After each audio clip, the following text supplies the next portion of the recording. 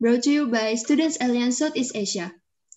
As a representative of Students Alliance Southeast Asia, I would like to say thank you for our partner organizations. Those are ASEAN Youth Organizations, Supporting Smiles Organization, and Genzeration Gang. Before starting our main event, let me introduce myself. My name is Trinita Hudianala Prasetya. You can call me Trin or Nita. I live in Indonesia, precisely on Java Island, at the province of Central Java. I'm 16 years old, and I'm the co-founder of Students Alliance Southeast Asia. Today, I serve as a host on our event, and nice to meet you all, guys. So, our speaker today is a mental health advocate from United States. She is both the founder and the president of Students of Supporting Smiles Organizations. Her name is Kaitlyn Vail. Time and place are welcome for our speakers to start our discussion about the importance of mental health. Hi, Kaitlyn, and welcome. Hi, everyone. My name is Kaitlyn Vail. I'm 16 years old, and I'm so excited to speak to you guys about the importance of mental health. I was wondering if I could share my screen to show a little presentation I made. Yeah, you have to start. Okay, thank you.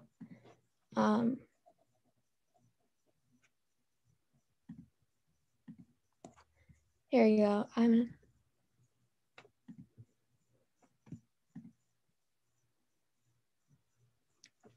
Okay, can everyone see my screen? Yes. Okay, so let's get started. So here's a little bit about me and Supporting Smiles. Supporting Smiles is a youth-led media initiative that focuses on creating an understanding about mental health by educating through multimedia posts. We create a source of information that is reliable, comprehensive, and to help our community understand their own mental health. Some achievement that we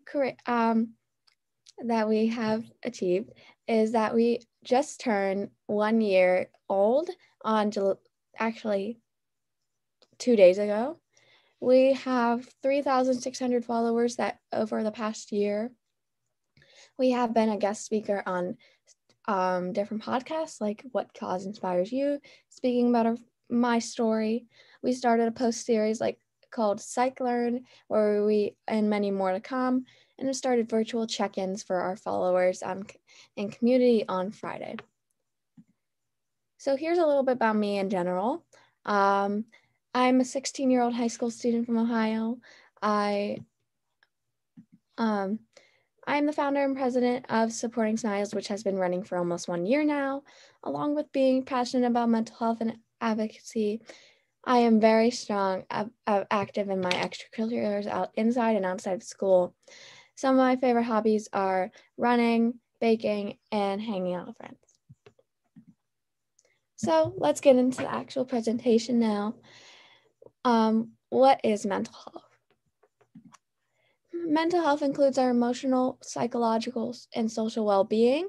It affects how we think, feel, and act. It is also helps determine how we handle stress, relate to others, and make choices. Mental health is important at every stage of life, from childhood to adolescence through adulthood.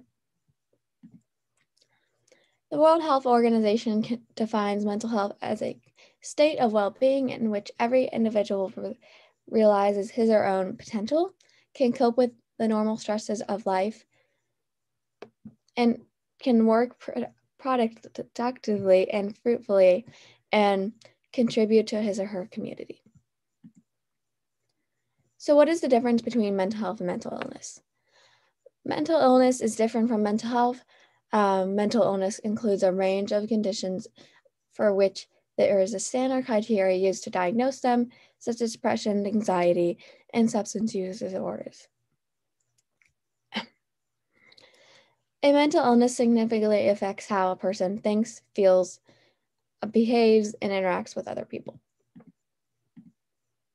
So why is your mental health important? Your mental health is just as important as your physical health, and when it comes to how healthy you are overall. Bad mental health can increase your risks for several physical health problems, include stroke, type 2 diabetes, and heart disease. Poor mental health may also cause you to make poor decisions that might result in your own or others' harm. Mental health is something that needs to be taken seriously, and your mental health can have serious effects on your physical health and general well-being. These are some important statements that we'd like to get across when we talk about how important mental health is, because it shows that your mental health is just as important as your physical health. And if your physical health is not in shape, your mental health may not be in shape.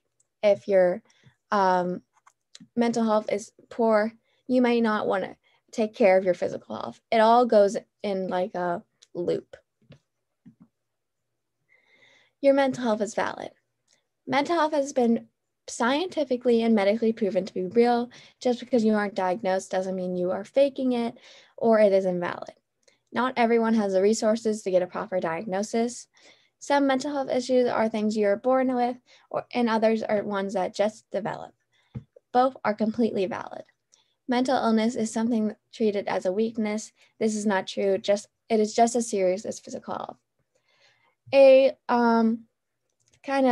forget what it's called, but here's a kind of like saying that I like to go by. You go to the doctor and you have a broken foot. They take care of it. You get a cast, a boot, whatever they do to take care of it. If it's so bad, you need surgery. That is valid because they can see it. You go to the doctor, say you're feeling symptoms of anxiety, depression, whatever you're feeling symptoms of. It is valid too that they think of a treatment plan to go by. They show you to a mental health professional. There's so many different things you could go for that route, but it is completely valid, and as it is equally valid to breaking your foot. Stigmas around mental health and how to destigmatize. So there's a couple different stigmas. The first stigma we're going to talk about is the mental health stigma. Stigma involves negative attitudes or discrimination against someone based on a distinguishing characteristic such as mental illness, health condition, or disability.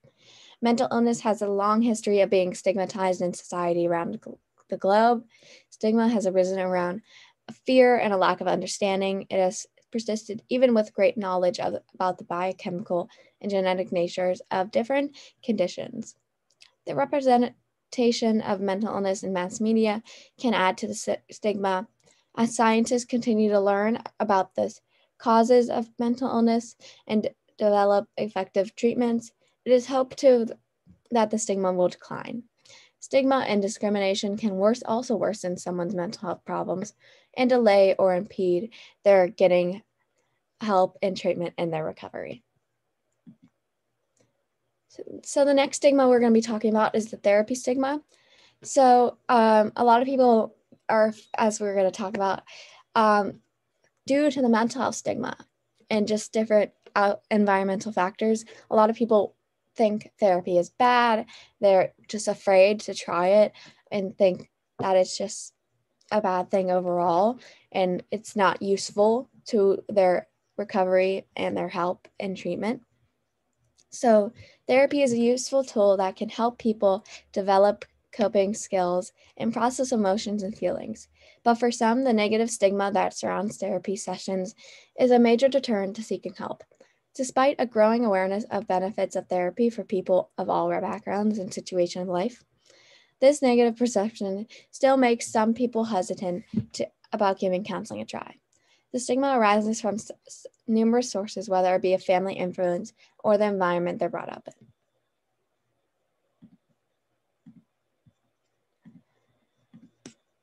Oh, sorry.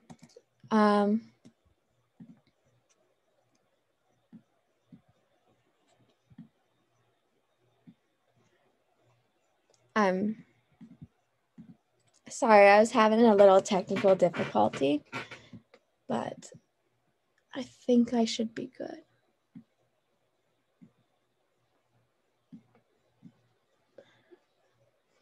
Like part of my screen.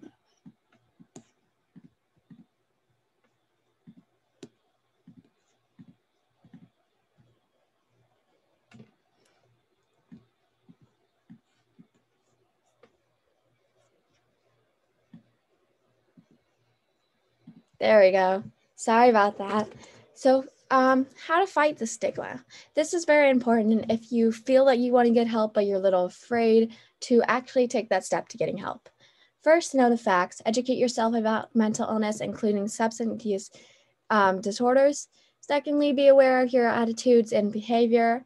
Examine your own judgmental thinking reinforced by upbringing and society. Next is to choose your words wisely. The way we speak can affect the attitudes of others.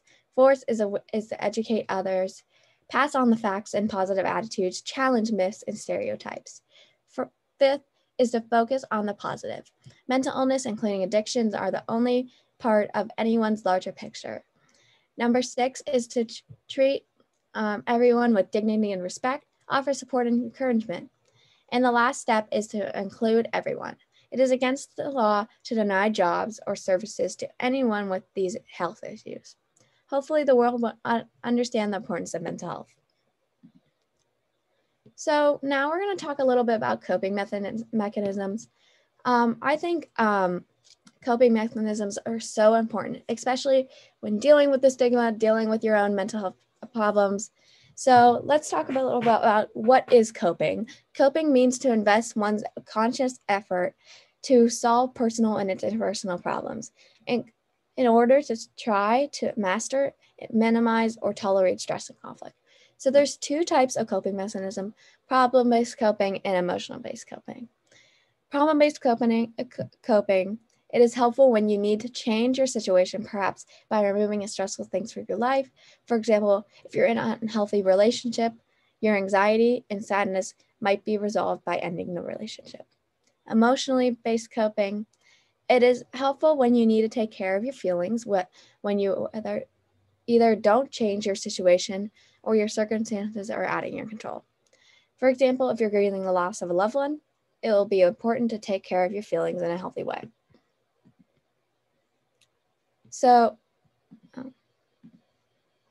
here's some examples of each coping skill that we talked about. For the healthy problem-based focused coping skill, some examples are ask for support from a friend or professional, create a to-do list, engage in problem solving, establish healthy boundaries, walk away or leave a situation that's causing you stress, or work on managing your time better.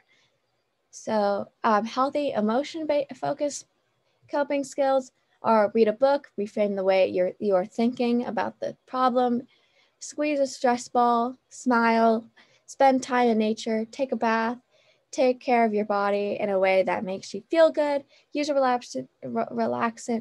relaxation app, use aromatherapy, and write in a journal. So how can you help a friend struggling with mental health? So if you have a friend who's struggling with depression, sometimes a close friend or family member showing support and encouragement can be the best thing for someone who is struggling. It is not easy dealing with someone or with a family or friends member's depression, but if you neglect your health and well-being, you may become overwhelmed. Understanding depression in a friend or family member. So one thing, and the first thing you should probably do is research depression. Find out all you can about the condition you can help your friend or family member. Also, research how to talk about your friend or family member with them. Know that depression is a serious illness. It doesn't help the person affected with depression if you hide the problem, because it won't make it go away. And have patience with your loved one as they take the steps to getting better. So I'm going to go over some conversation pointers that is helpful when talking to, especially with someone with depression or just anyone with mental illness, someone who's struggling with mental health. This could help in almost every single situation when someone is struggling. So you have to be careful when bringing up someone's depression, as it can make them angry, insulted, or ignore your concerns. Remember, it's better to be a compassionate listener than give advice they may have trouble taking. You don't have to fix your loved one, just listen to them. And some sayings that could help are, you are not alone, I am here for you through this, and you are important to me, and your life is important to me. some conversation starters, or I've been concerned about you lately. I've noticed some differences in you lately. How are you doing? I wanted to check in on you. How are you doing? Avoid saying this is all in your head. Everyone goes through tough times. Try to look on the bright side and just snap out of it. So that is the end of my presentation. Make sure to follow me at Supporting Smiles, and make sure to follow Student Alliance Southeast Asia, and I will bring it back to the host. Wow, thank you so much. What a great discussion, Kaitlyn. And for you guys who have a question for the speaker, please don't hesitate to ask. You can turn on your microphone to ask or write it, your question on the chat column.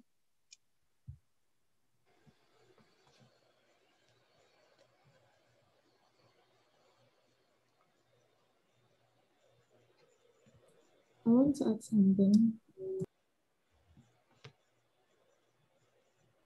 Of course, just ask.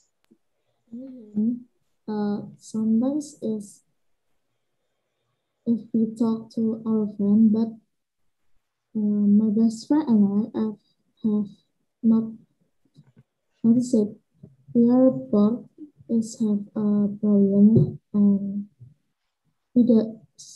Can I speak Indonesian and then someone can translate it? I really confused how to say. Just think of your question, please. First, it's okay. Lebih ke ini sih, kebanyakan kan orang-orang sekarang tuh pada lagi mentalnya lagi down, dan itu lebih kebanyakan antara temen, dan akhirnya karena kita sama-sama lagi down, itu malah jadi nggak cerita gitu loh Kak, jadi malah mendem, dan akhirnya kadang tuh teracu sama adu nasib, kalau pernah sering dengar kan. Nah sebenarnya tuh how to know, kadang kita kan report tapi nggak support kita juga gitu, jadi akhirnya dukung mereka, tapi kalau kita ke sendirinya itu masih agak gimana gitu ya, kayak tetap susah buat kontrolnya. Itu gimana? Bantu ya deh. Makasih. Okay, I maybe translate a little bit. So a lot of teenagers now is on mental breakdown, and it's a little bit hard to support each other. So how to go through it? Okay, so the times right now are really hard. I know COVID's still pretty bad in a lot of different countries, and there's still a lot of isolation, and just the times right now, the past year, everyone has been isolated, so it's just kind of something we learned through, and it's hard to get out of that. And so now, where do we go from that? How do we support our friends? Just make sure you engage with them, talk with them, make sure you just check on them. I was kind of, for the longest time, had a friend too who was struggling with some other issues, and I always wanted to make sure just to text her, even if I was busy, just to see how she was doing, because I feel like that's really important to make sure you really care about them. And yeah. Thank you. We got another question. So if we talk about mental health, sometimes happiness has relationship with mental health. So the question is, what is the definition of happiness in your perspective? So yes, happiness has a lot to do with your mental health, but it is really different. Happiness is an emotion. Mental health is a state. Mental health is, so happiness, I would say, is, like I said, an emotion. It is a feeling that you have towards a situation. It lasts for certain periods of time. I mean, you can be happy for longer periods of time, but it is something that is kind of comes in waves, if you say it is, yeah. So you can be happy all the time, but it can lead to toxic positivity. But I hope that answers your question okay. Is there any question more?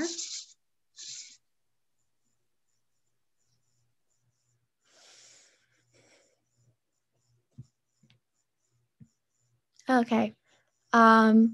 Since you give us a list of coping methods and mechanisms, is there a possibility for these methods to interfere with the reality of the person? So coping mechanisms are a way to cope with life. I don't think it would be a way to interfere with the reality of the person, because they're a way to deal with the stress of some of your favorite things that can help you like get out of a state of poor mental health. For even if it's for a little bit of time, it can help you so much. Just if you find something that works for you to cope, that's amazing. And so I don't think it will interfere with the reality person. Obviously, it depends on the person, because if you are just relying on that coping mechanism all the time, it may or may not interfere with your who you are, because you want to feel some emotions, because you don't want to just, as soon as you feel sad, just go right to the coping mechanism. Here's another question. What should I do if I'm in a hard time, but I have to support my friends too? I'm already tired of my problems, but what can I do to make her feel all right? So I've kind of been in a situation in the past where I focus on my friends' well-being instead of myself.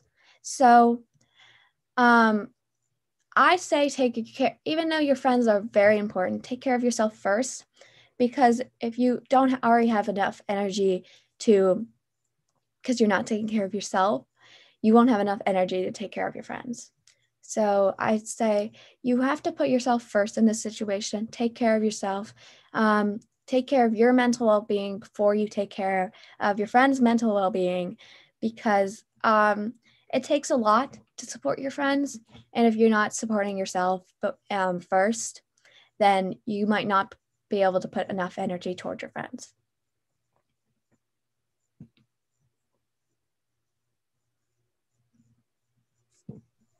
Okay. Any question more maybe before we close the discussion today?